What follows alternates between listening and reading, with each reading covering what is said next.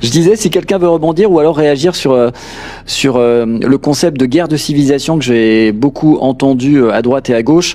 Alors quand je dis à droite et à gauche, pas politiquement parlant, évidemment, par rapport à ce que devient la France avec ce progressisme exacerbé et cette Russie qui est encore traditionnelle. Est-ce que vous pensez que ça peut expliquer que certains Français se disent, bah écoute, Macron va jouer aux billes, on préfère Poutine, quoi.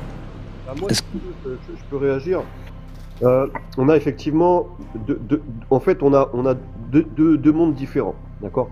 On a un nouvel ordre mondial qui essaie de se mettre en place depuis plusieurs années et qui revendique une certaine conception du monde. Donc tout le monde a compris que c'était un gouvernement mondial, en tout cas européen. On ne peut pas nier qu'il n'y a pas un gouvernement européen qui est presque déjà en place, qui décide à la place du gouvernement français. Avec un système de santé européen, voire mondial, avec un système, avec une armée mondiale, avec un commerce mondial, etc., etc. Bon, dans le monde, tout le monde n'est pas d'accord avec cette envie de changement. Emmanuel Macron a utilisé l'expression suivante, il faut tout détruire ou tout déconstruire pour tout reconstruire. C'est exactement ce qu'ils sont en train de faire. Et ça touche aussi nos valeurs. Donc c'est pas seulement du commerce, c'est pas seulement de la finance, c'est pas seulement de la santé, c'est aussi les valeurs familiales, les valeurs du travail, les valeurs politiques, les valeurs culturelles, religieuses. Voilà, ils veulent vraiment tout détruire pour tout reconstruire. C'est pas moi qui le dis, c'est Emmanuel Macron. Et quand il a utilisé cette expression-là, il parlait pas seulement d'économie. Hein. C'est pas seulement le plan, le programme. L'objectif d'Emmanuel Macron, c'est l'objectif de toute sa clique de Young Global Leaders. Je pense que personne ici ne pourra contredire le fait que Emmanuel Macron fait partie des Young Global Leaders qui sont comment vous dire, qui sont formatés, formés par le Forum économique mondial.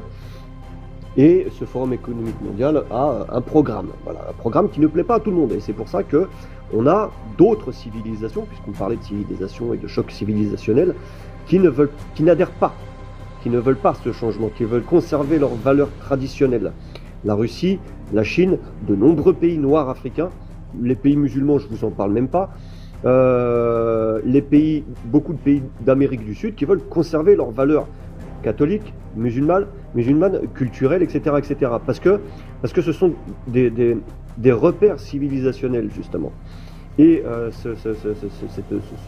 cette volonté de changement auquel nous pousse Emmanuel Macron vise à nous faire oublier tout ça, détruire tout ça.